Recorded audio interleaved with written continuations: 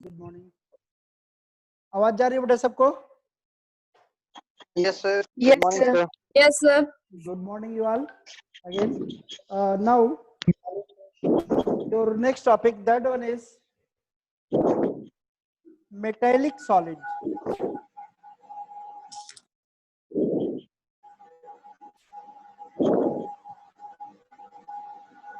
Metallic solid. Metallic solid में क्या होगा बेटा? इनके कांस्टेंट पार्टिकल्स क्या होंगे? मेटल होंगे, और इनमें जो बॉन्ड है वो मेटेलिक बॉन्ड प्रेजेंट होता है। ओके, और इनका इसके कारण जो फोर्स होता है हाईली जो है क्या बोलेंगे स्ट्रॉन्ग होता है, या कह सकते हैं वेरी स्ट्रॉन्ग होता है। और तो इनमें तीन मेन चीज, एक कांस्टेंट पार्टिकल मेटल एटम और आयंस होते हैं, दूसरा इनमें जो बॉन्ड होगा वो मेटेलिक बॉन्ड होता है, और मेटेलिक बॉन्ड के कारण माइक आप से आवाज आ रहा है, यहाँ साउंड बहुत ज्यादा आवाज करता है। तो इसके कारण से क्या होगा कि जो फोर्स ऑफ एक्शन है वो वेरी स्ट्रांग होता है। यानी इनके जो कांस्टेंट पार्टिकल्स हैं वो मेटल एटम और आयंस होंगे, इनमें जो बॉन्ड है वो मेटेलिक बॉन्ड होता है, और जो फोर्स होगा वो वेरी स्ट्रांग फोर्स होता है। ओके, इस तरह से इनमें होगा। अब ये आता है कि मेटेलिक बॉन्ड होता क्या है। तो मेटेलिक बॉन्ड हमें लगता है क्लास 10th में भी पढ़े होगे, 11th में भी पढ़े होगे। Do you know what is metallic bond? Anyone? Anyone? What is metallic bond? Yes, sir. A bond which one is formed between metal cations and free electrons. A bond which one is formed between metal cation and free electron is known as metallic bond. And a very little about the metallic bond. In case of metallic bond, this bond was described by Drude and supported or helped or modified by Lorentz. Okay, and how it is formed, you can see here. M, अगर हम monovalent metal हो हमारा, जैसे first group के element हैं, तो then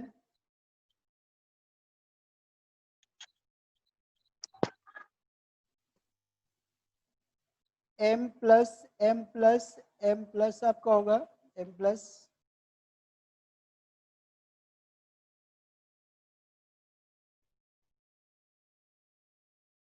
और बेटा जो इनका इलेक्ट्रॉन होगा वो इन बीच के प्लेसेस पर प्रेजेंट रहेगा। ये इलेक्ट्रॉन होंगे,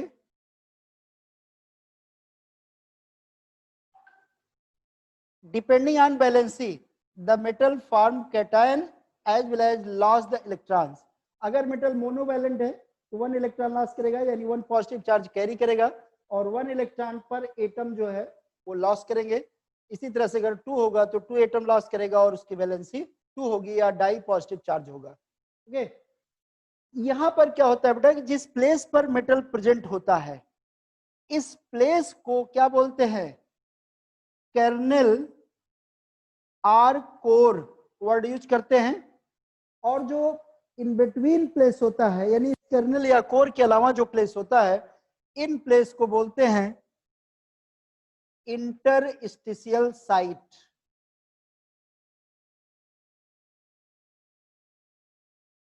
ओके, और यहां पर हम क्या देखते हैं कि मेटल जो है या मेटल आयंस जो है, these are surrounded by electrons. It means these are present in the sea of electron, or these are surrounded by the electron. That's why this is also believes that the metal cations are present in the sea of mobile electron or free electron. Free electron इसलिए बोलते हैं कि इन पर किसी metal का कोई effect नहीं होता है, यानी न्यूक्लियस का कोई फोर्स नहीं रहता है। और दूसरा मोबाइल इलेक्ट्रॉन इसलिए बोलते हैं, तो ऐसा नहीं है कि ये मोबाइल यूज करते हैं और फोन ऑन करके आपस में बात करते हैं। मोबाइल का मतलब होता है कि ये मूव कर सकते हैं, these are free movable. Okay, एक जगह से मूवेबल होते हैं या एक दूसरे जगह पे किसी भी और डायरेक्शन में मूव कर सकते हैं। इसीलिए इस मेटेलिक बॉन्ड को हम इलेक्ट्रॉन सी मॉडल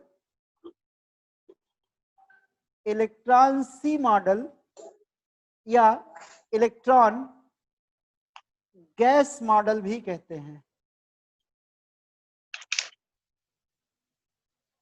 ओके, तो मेटेलिक बॉन्ड किसको कहोगे बेटा? A bond which is formed between the metal cation and free electron is known as metallic bond. हालांकि ये बेटा बहुत अधूरा है नॉलेज मेटेलिक बॉन्ड में। मेटेलिक बॉन्ड में जो melting and boiling point high हो जाता है, वेरी दमदार होते हैं। इसका रीजन हम आपको यहाँ फिलहाल अभी नहीं बताएंगे, डी ब्लॉक जब पढ़ेंगे तो वहां पर हम लोग पढ़ेंगे, एक्चुअल रीजन वहां से आएगा। ये सिंपल रिप्रेजेंटेशन है मेटेलिक बॉन्ड का, but this is not actual metallic bond. Clear? But वहां पर हम डिटेल पढ़ेंगे, अभी इतना एज काफी है। ओके, तो यहाँ पर क्या होगा बेटा कि जो मेटल कैटायन और फ्री इलेक्ट्रॉन है, एक प्रकार से जो है इनमें कैटायन और एनायन बन जाते हैं। हालांकि एनायन आप कह नहीं सकते, ये फ्री इलेक्ट्रॉन है, बट निगेटिव चार्ज है, यानी अपोजिट चार्ज होने के कारण से strong force of attraction create होता है, और जिसके कारण से जो स्ट्रेंथ ऑफ मेटेलिक बॉन्ड होती है वो स्ट्रांग होती है, और इसी के कारण से जो मेटल्स होते हैं उनके melting and boiling point strong होते हैं। क्लियर? इसके अलावा मेटल गुड कंडक्टर होते हैं। क्यों?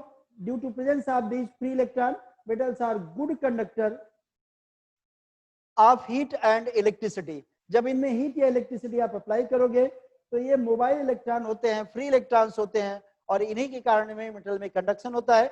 इसीलिए याद होगा मेटल को आपने एक वर्ड यूज किया था, इलेक्ट्रॉनिक कंडक्टर और मेटेलिक कंडक्टर, इलेक्ट्रोकेमिस्ट्री चैप्टर। तो वहां पर आपने इस तरह से देखा था, और इसको हम electron sea model, electron gas model क्यों कहते हैं? Electrons are able to free to move and metal cations are surrounded by these electrons, so it is believed that the metal ions are present in the sea of electron, so it is known as electron C model.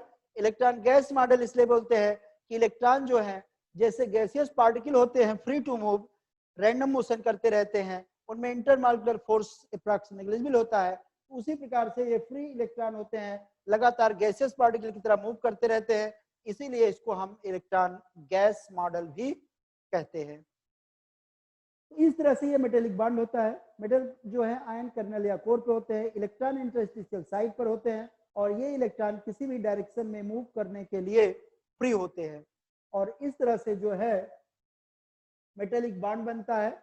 इस metallic bond को हम electron sea model या gas model बोलते हैं। और other character में तो metallic bond stronger bond होता है due to strong metallic bond.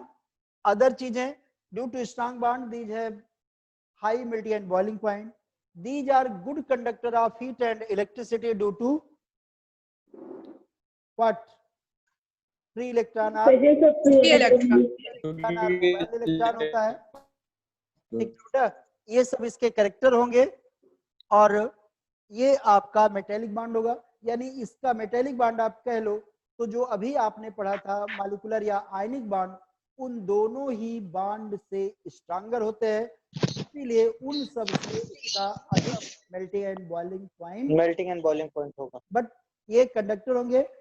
आयनिक में आपने पढ़ा था कि वो केवल एक्वस मीडियम में गुड कंडक्टर होते हैं, सॉलिड में होते हैं, जबकि ये चाहे आपके मेल्टिंग स्टेट में हो, चाहे मोल्टेन स्टेट में हो, मेल्टेड हो, चाहे सॉलिड स्टेट में हो, दोनों ही स्टेट में इनमें फ्री इलेक्ट्रॉन होता है, और ये गुड कंडक्टर ऑफ इलेक्ट्रिसिटी होते हैं। ओके, ये इसमें करेक्टर होगा। कोई दिक्कत बेटा? No sir. नेक्स्ट है बेटा कोवैलेंट और network solid. Covalent sir excuse me sir. बोलो सर, उसके बीच में जरा सर, ये लिखा है कि दो इलेक्ट्रॉन्स को एक मेटल दो इलेक्ट्रॉन्स को कंट्रीब्यूट करता है, इसका मतलब? एक इलेक्ट्रॉन नहीं सर, ये लिखा है ना कि each metal atom contributes one और मोर इलेक्ट्रॉन, इसका मतलब? वही चीज तो बेटा आपको बताया मैंने, अगर बैलेंसी 1 होगी तो मेटल पर 1 पॉजिटिव चार्ज होगा और एक इलेक्ट्रॉन को कंट्रीब्यूट कर रहा है, लॉस करेगा या कंट्रीब्यूट करेगा या प्रोवाइड कराएगा। दूसरा, अगर वैलेंसी 2 होगी तो डाई पॉजिटिव आयन बनाएगा मेटल और वो पर एटम 2 इलेक्ट्रॉन को कंट्रीब्यूट करेगा। अगर 3 वैलेंसी होगी तो 3 करेगा, जैसे 2 में कैल्शियम मैग्नीशियम वगैरह होंगे बेटा, 3 में एल्यूमिनियम वगैरह है, गैलियम वगैरह है, ये सब हो जाएंगे, ठीक ना। सर तो ये कंट्रीब्यूट मतलब रिएक्शन में कंट्रीब्यूट करेगा वो अपना इलेक्ट्रॉन? रिएक्शन में कंट्रीब्यूट नहीं कर रहा है, जो इंटरस्टेशियल साइड पे इलेक्ट्रॉन है, फ्री इलेक्ट्रॉन है, वो फ्री इलेक्ट्रॉन में कंट्रीब्यूशन अपना देगा। यानी पर एटम 2 इलेक्ट्रॉन आएंगे, अगर डाई उस पे वैलेंसी है, ट्राई वैलेंट है तो पर एटम 3 इलेक्ट्रॉन को कंट्रीब्यूट करेगा। अगर 1 वैलेंसी है तो पर एटम 1 इलेक्ट्रॉन कंट्रीब्यूट करेगा। यानी वो फ्री इलेक्ट्रॉन में कंट्रीब्यूशन कर रहा है, ठीक ना, जो फ्री इलेक्ट्रॉन है, और उसी के अकॉर्डिंग उस पर चार्ज आता है, ठीक। नेक्स्ट है बेटा covalent or network solid. Covalent or network solid, इनको जो है जाइंट मॉलिक्यूल भी कहते हैं। जाइंट मीन्स होता है बिगर साइज वाले मॉलिक्यूल, ओके। यहाँ एक तो फिक्स है तो कोवैलेंट बॉन्ड होंगे ही बेटा, नेटवर्क अनस्टेबल है, हो सकता है वीडियो पॉज हो, ठीक है। तो यहाँ पर फिर से देख लो, वीडियो हो सकता है पॉज रहा हो, नेटवर्क अनस्टेबल दिखा रहा था। तो कोवैलेंट होते हैं, नेटवर्क सॉलिड होते हैं, यानी इनमें क्या होगा बेटा, इनमें भी बॉन्ड जो होगा वो कोवैलेंट ही बॉन्ड होता है। इनके जो हैं कॉन्स्टिट्यूएंट पार्टिकल एलिमेंट भी हो सकते हैं या मॉलिक्यूल भी हो सकते हैं, दोनों हो सकते हैं। जैसे एलिमेंट किस में होगा, जैसे ग्रेफाइट है, डायमंड है, तो इसमें कार्बन होता है। सिलिकॉन कार्बाइड में सिलिकॉन कार्बाइड ही होता है। सिलिकॉन जो है ऑक्साइड में SiO2 होता है।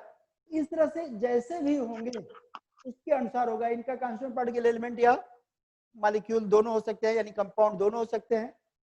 इनमें अब क्या होता है बेटा कि इनमें चाहे एलिमेंट हो चाहे मॉलिक्यूल्स हो, these forms a network of covalent bond. Network of covalent bond means ये हो सकता है कि कोई एलिमेंट जो है 3 बॉन्ड से या 4 बॉन्ड से जुड़ा हो, लेकिन अदर जो एटम होगा अगेन वो 4 अदर या 3 अदर या 5 अदर जो भी जैसी वैलेंसी है उसके अकॉर्डिंग वो अदर से जुड़ेगा और इस तरह से एक बॉन्ड का नेटवर्क बना लेता है, ओके। और इसीलिए इसको जाइंट या बिगर मॉलिक्यूल बोलते हैं। तो ऐसे the solid which are formed by a network of covalent bond are known as covalent or network solid।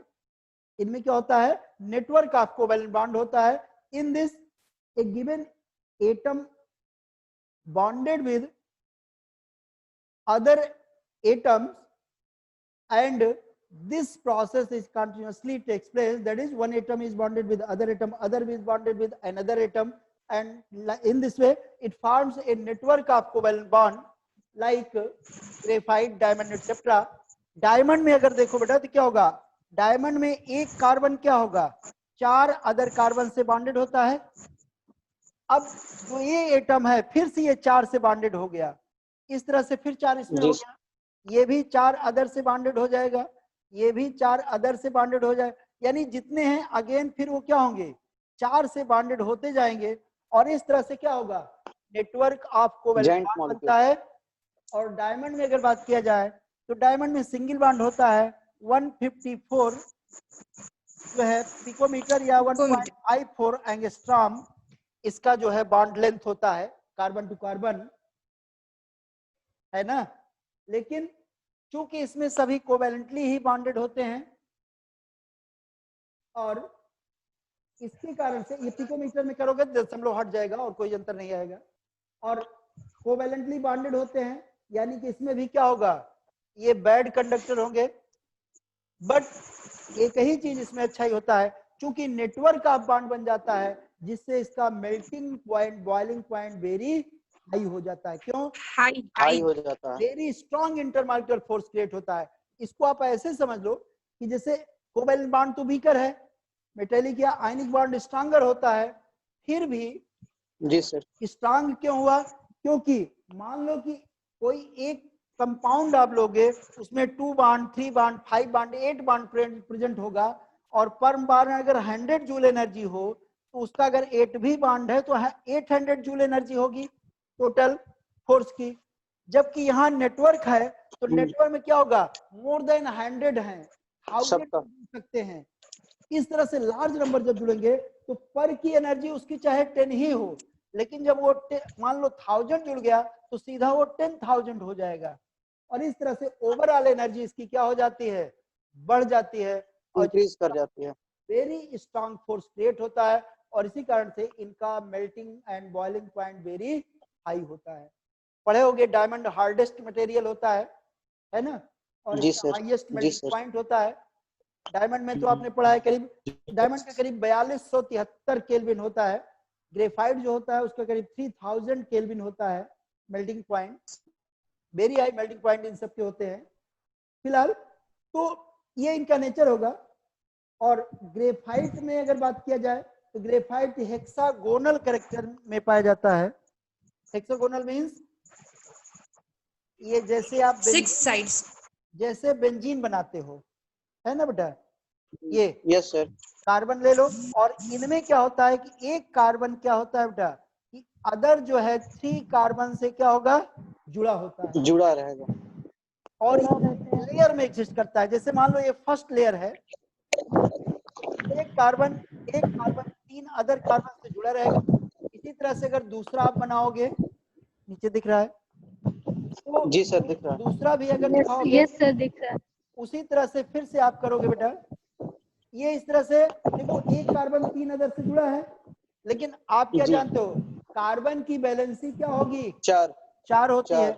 यानी इसको कितने चाहिए, 4 बांड बनाने चाहिए। ये लेयर 1 है, लेयर 2 है मान लो, तो करता क्या है, जो फोर्थ इलेक्ट्रॉन होता है, फोर्थ इलेक्ट्रॉन अदर जो है लेयर के कार्बन से एक क्या करेगा, कोवैलेंट बॉन्ड बनाता है और इस तरह से ये बॉन्ड जो बिटवीन लेयर बनता है वेरी लार्जर होता है। ये 341.5 पिकोमीटर, किसी किसी बुक में पढ़ोगे तो 342 पिकोमीटर भी दिया 340. है ना। आपको परेशान नहीं होना है क्योंकि जो एग्जिस्ट करते हैं इनके अलग अलग प्लेसेस पर, अलग अलग जगहों पर, उसमें थोड़ा बड़ा बॉन्ड का वेरिएशन आ जाता है, तो उसमें परेशान नहीं होना है ना। किसी किसी बुक में आपको 341.5 दिया है, किसी में 340.5 है, किसी में 42 भी दिया है, तो इसमें हमको परेशान नहीं होना है। बट हमें ये समझना है कि ये लार्जर बॉन्ड लेंथ होता है और इस लार्जर बॉन्ड लेंथ के कारण से जैसे ही इस पर कोई एक्सटर्नल फोर्स या एक्सटर्नल फैक्टर अफेक्ट इसको करता है, ये बॉन्ड क्या हो जाएगा बेटा, ब्रेक हो जाता है।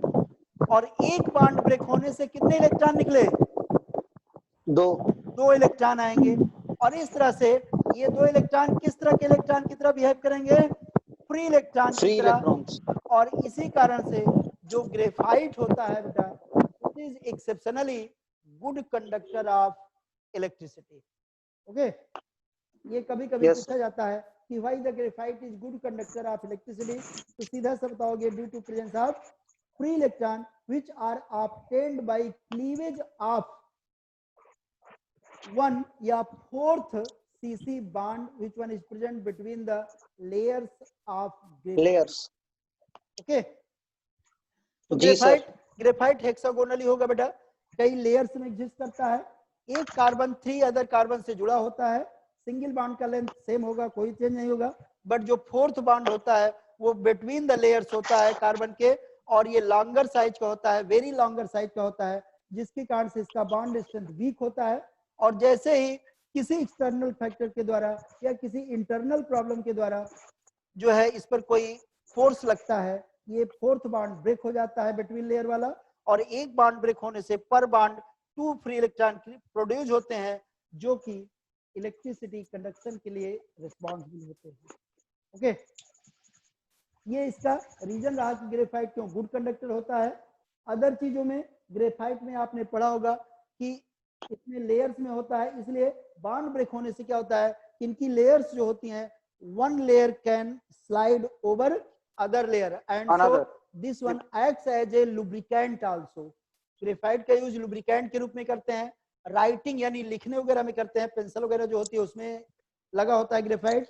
और जो है ग्रेफाइट का यूज जो है क्या बोलते हैं, बैटरी वगैरह हो या सेल वगैरह बनाने में इसका इलेक्ट्रोड के रूप में सबसे अधिक उपयोग किया जाता है जो कार्बन का, और इसके अलावा जो है पेंसिल वगैरह बनाने में, राइटिंग वगैरह में इसका यूज किया जाता है।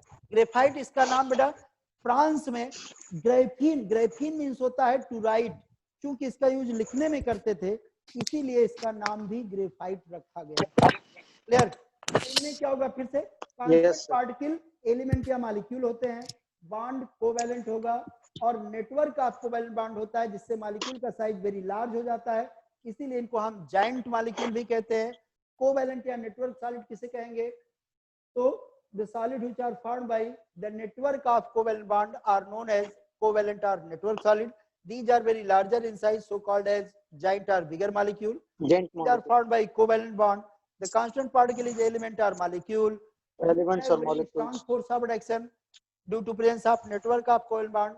So these have very high melting and boiling point. Due to absence of free electron, these are generally bad conductor of heat and bad conductors of electricity. But exceptionally, graphite is good conductor due to presence of free electron.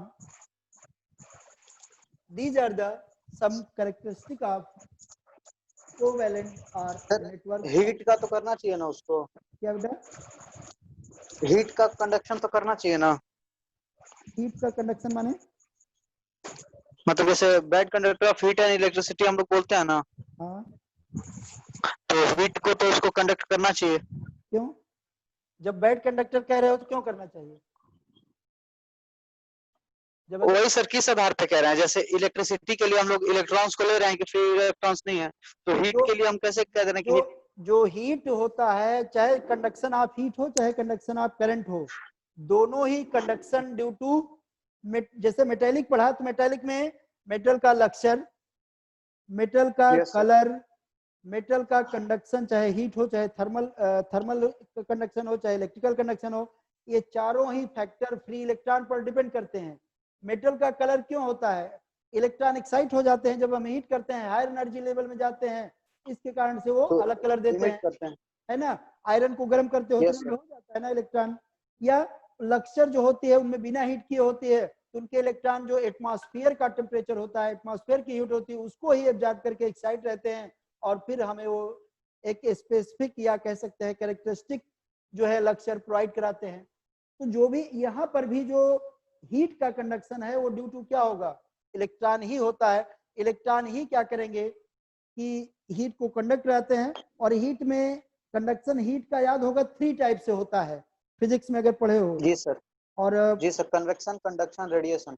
Radiation, इसी को हम लोगों ने हिंदी में पढ़ा था, चालन, संवहन एंड विकिरण। रेडिएशन माने विकिरण होता है, ठीक ना। जी सर। तो इस तरह से क्या होता है, हीट इन रूप में चलता है, रेज के रूप में भी चल जाएगा, विकिरण जिसको बोलते हैं, रेडिएशन जो आपने कहा कंडक्शन के रूप में। तो यहाँ पर भी जो हीट का कंडक्शन होगा ड्यू टू इलेक्ट्रॉन होगा। बट एक चीज और भी जान लो बेटा, कोई भी मटेरियल एकदम 100% ऐसा नहीं हो सकता कि वो इलेक्ट्रिसिटी हीट को या इलेक्ट्रिसिटी को ना कंडक्ट करता हो, ये भी तो पढ़े हो। जो इंसुलेटर है वो भी कंडक्शन करते हैं बट उसका कंडक्शन वेरी लेस होता है ना, ये भी पढ़ते होगे। जैसे मेटल है उनमें फ्री इलेक्ट्रॉन तो होता है, बिना इलेक्ट्रिसिटी लगाए वो कंडक्शन नहीं करता है। क्यों नहीं करता है, इलेक्ट्रॉन तो फ्री है, उसको दौड़ना चाहिए, करना चाहिए बेचारे को, कुछ है कि नहीं, करते भी हैं। लेकिन बिना इलेक्ट्रिसिटी के रैंडम मोशन होता है, रैंडम मूवमेंट होता है, वो कैंसिल हो जाता है, और जो इलेक्ट्रिसिटी होती है नेग्लिजिबल हो जाती है। ये सब पढ़ो ना। तो उतना हमें जो वो तो फिजिक्स के उसमें आप पढ़ोगे बढ़िया से और डिटेल होगा। और एक सवाल सर, बोलो सर। जैसे हम लोग सॉलिड्स की प्रॉपर्टी जनरली पढ़ते हैं तो बोलते हैं कि इसके मेटल्स जो होते हैं, एलिमेंट्स जो होते हैं या मॉलिक्यूल्स, वो अपने ही पोजीशन पे वाइब्रेट करते हैं, मोशन नहीं कर पाते। ठीक सर। और इसमें हम लोग पढ़ रहे हैं कोवेलेंट बॉन्ड, कोवेलेंट मॉलिक्यूल्स में, कि ये एकदम फिक्स रहते हैं अपने पोजीशन पे। तो दोनों में से किसको हम लोग मान के चले सर? मतलब जैसे कोवेलेंट बॉन्ड, कोवेलेंट सॉलिड में बोला है कि therefore atoms are held very strongly at their positions, और सॉलिड्स के बारे में हम लोग जानते हैं कि ये वाइब्रेट करते हैं। तो वाइब्रेट करने दोनों एक जितना वाइब्रेट तो यहाँ सभी में करेंगे जो भी सॉलिड होंगे, बट उसमें क्या है, जितना स्ट्रॉन्गर फोर्स होगा उतना ही लेस होता जाएगा, है ना।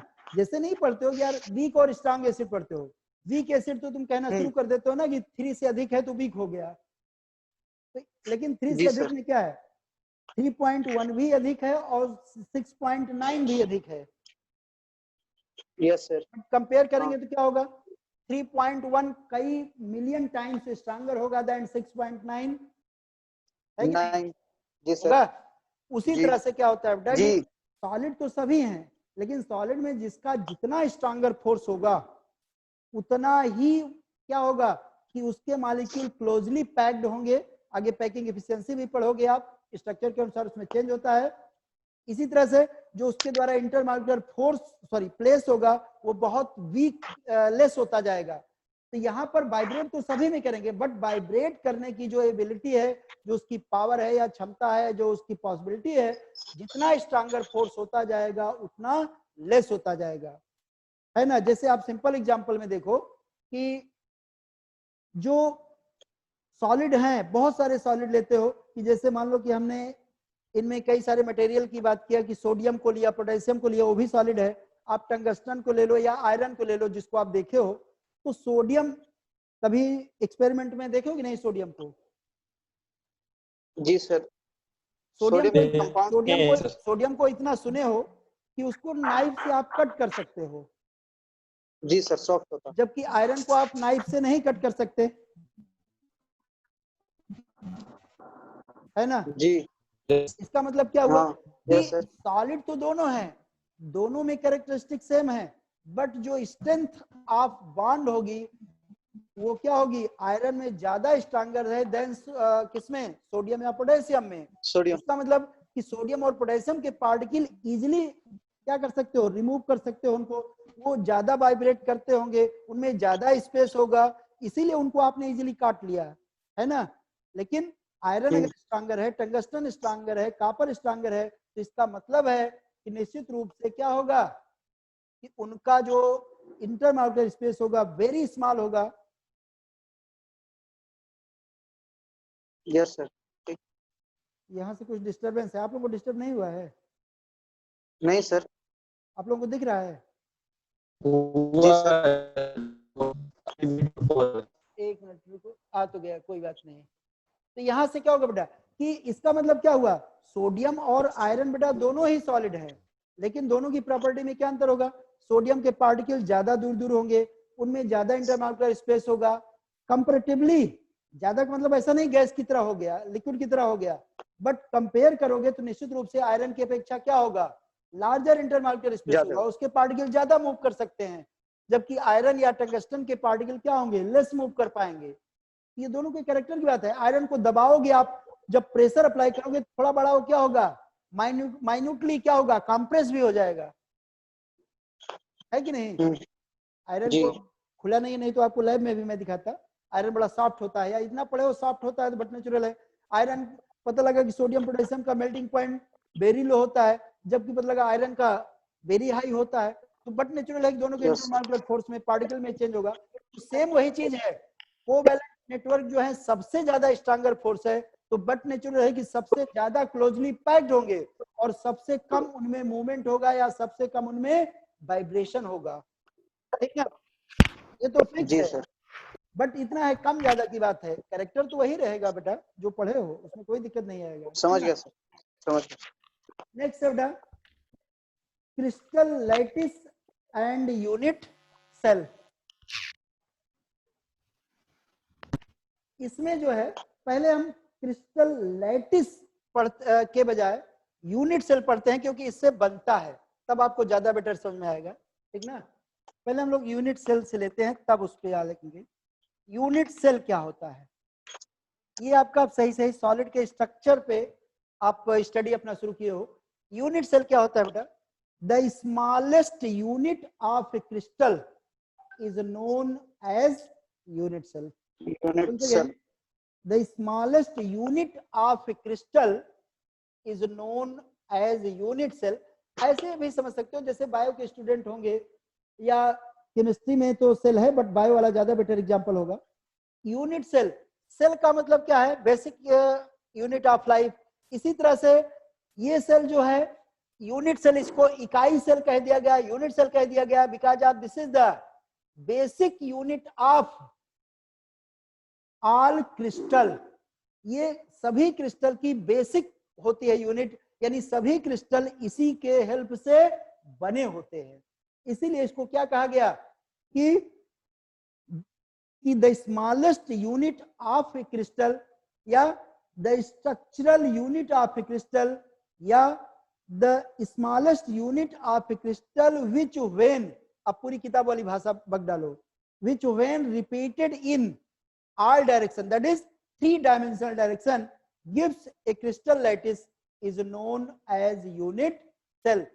अब अगर स्मॉलेस्ट यूनिट है तो बट नेचुरल है कि इसको जब हम लेंथ वेथ और हाइट या जो है ऑल डायरेक्शन में इसको मूव कराएंगे या ऑल डायरेक्शन में कई लार्ज नंबर आपको जोड़ते जाएंगे तो निश्चित रूप से हमें क्या ऑब्टेंड होगा, एक क्रिस्टल लैटिस ऑब्टेंड होगा या कोई ना कोई हमें क्रिस्टल का स्ट्रक्चर ऑब्टेंड होगा।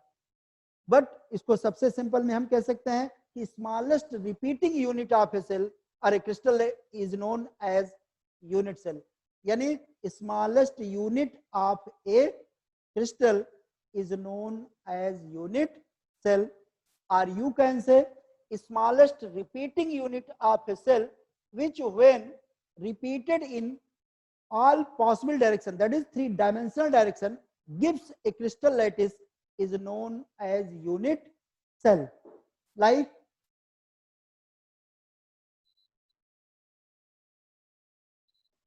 जैसे हम क्यूबिक सिस्टम आपको दिखा रहे हैं बेटा, क्यूब कैसे बनाएंगे।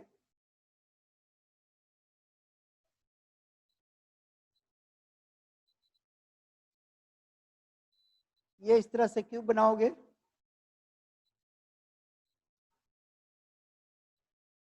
ये हो गया, ये क्यूब बना हुआ है और क्यूब में ये आपका क्या हो गया, ए मान लो, ये बी हो गई और ये सी, ये लेंथ विड्थ और हाइट है।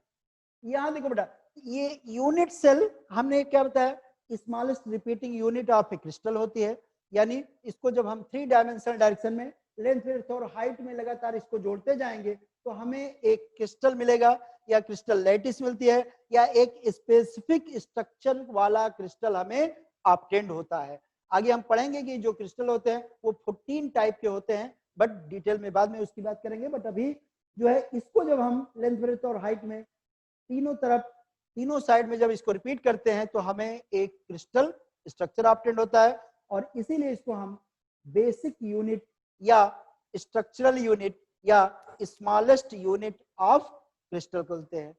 और एक यूनिट सेल जो है इसको कैरेक्टराइज करते हैं, या कैरेक्टर ऑफ यूनिट सेल क्या होगा बेटा, कि a unit cell is characterized by 2 things. First, their length, breadth and height, that is ABC. ABC length, breadth और height है। And second thing, angles alpha, beta and gamma।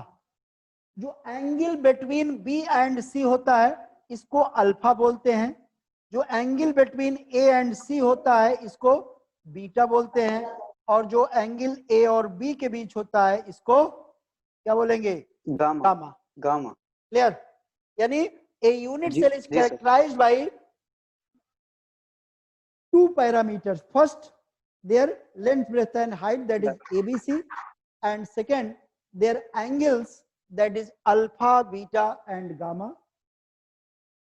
Alpha जो angle होता है बेटा वो बिटवीन जो है B and सी होता है, सी एंड ए के बीच में जो एंगल होगा उसको बीटा बोलते हैं, और ए और बी के बीच में जो एंगल होता है that one is called as gamma. और इस तरह से सेल होता है। बट जो यूनिट सेल्स होती हैं बेटा, the unit cells are of 2 types, और ये किसके आधार पर होंगी, depending on the position of particles या अरेंजमेंट ऑफ देयर पार्टिकल्स। तो उसके पहले एक चीज और जान लो बेटा, जो ये पॉइंट होगा ये सभी पॉइंट क्या कहलाते हैं, जहां पर पार्टिकल प्रेजेंट होते हैं बेटा, कांस्टेंट पार्टिकल, इस पॉइंट को क्या बोलते हैं? लेटेस्ट इस पॉइंट Lattice. को लैटिस पॉइंट बोलते हैं। ओके, यानी the place where the particles are present that can be atom molecular ion is known as lattice point. Okay, so on the basis of जी सर. presence of particles या position of particles present in the unit cell, there are two types of unit cell. First one is primitive unit cell,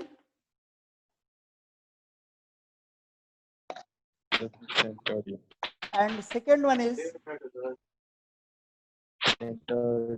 centered unit cell. देखो बेटा, primitive unit cell किसको कहोगे? The unit cell in which constituent particle means atom molecular ion, जिससे भी बना होगा. The unit cell in which constituent particles are present at lattice point only. यानी ऐसी यूनिट सेल जिसमें कांस्टेंट पार्टिकल केवल और केवल कहां पर प्रेजेंट हो? लैटिस पॉइंट पर प्रेजेंट होते हैं, तो उसे हम क्या कहेंगे? Primitive unit cell. क्लियर? और इस यूनिट सेल में अगर हम देखें बेटा तो क्या है, केवल लैटिस पॉइंट पर ही पार्टिकल प्रेजेंट हैं. और क्यूब में कितने पॉइंट होंगे?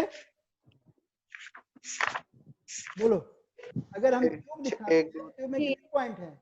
8 8 होंगे. ठीक ठीक. तो पार्टिकल कितने हो गए बेटा? देखो 1 2 3 4 5 6 7 एंड 8 पार्टिकल हो गए. तो यहाँ पर इस यूनिट सेल को हम प्रिमिटिव बोलेंगे, क्योंकि इसमें क्या है कि केवल जो पार्टिकल हैं वो लैटिस पॉइंट पर ही प्रेजेंट हैं, अदर किसी प्लेस पर प्रेजेंट नहीं है. So the unit cell in which constituent particles are present at lattice point only is known as primitive unit cell. Okay, ये आपका primitive unit cell हो गया. दूसरा क्या होगा? centered unit cell. centered means तो primitive वाला कैरेक्टर इसमें रहेगा ही रहेगा, लेकिन एडिशनली क्या जुड़ेगा कि सेंटर माने कोई भी सेंटर हो सकता है यूनिट सेल का, चाहे वो फेस का सेंटर हो, चाहे बॉडी का सेंटर हो, चाहे इंड का सेंटर हो, यानी किसी ना किसी सेंटर पर भी पार्टिकल प्रेजेंट होंगे. यानी सेंटर्ड यूनिट सेल किसको बोलोगे? The unit cell in which constituent particles are present at unit cell lattice point as well as any of the centre of body means unit cell is known as centered unit cell. Once again, the unit cell in which constituent particles are present at the lattice point as well as any of the center of unit cell is known as centered unit cell. Okay, यहाँ lattice point पर present रहेगा बेटा, लेकिन उसके अलावा किसी other place यानी other centre पर भी प्रेजेंट होगा. और सेंटर की पोजीशन के आधार पर किस पर रहेगा, अभी आपको दिखाते हैं किस सेंटर पे हो सकता है. मान लो बीच में हो गया तो बॉडी सेंटर रूप में आ गया, फेस पे हो गया फेस सेंटर्ड हो जाएगा, किसी इंड पर हो गया तो इंड सेंटर्ड हो जाएगा. Depending on the position of center, yeah, depending on the center, there are 3 types of centered unit cell. They are, first one is body centered unit cell. Second हो जाएगा face centered unit cell.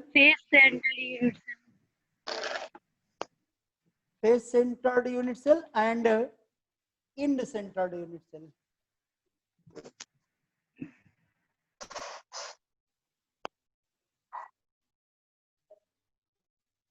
Okay, देखो बेटा, body centred unit cell यानी centre कहां पे होगा? Body पर, body के सेंटर पे होगा. क्या बोलोगे? The unit cell in which constituent particles are present at lattice points as well as center of the body या center of the unit cell. Body का मतलब यूनिट सेल को लिया गया है यहाँ पे. तो द यूनिट सेल इन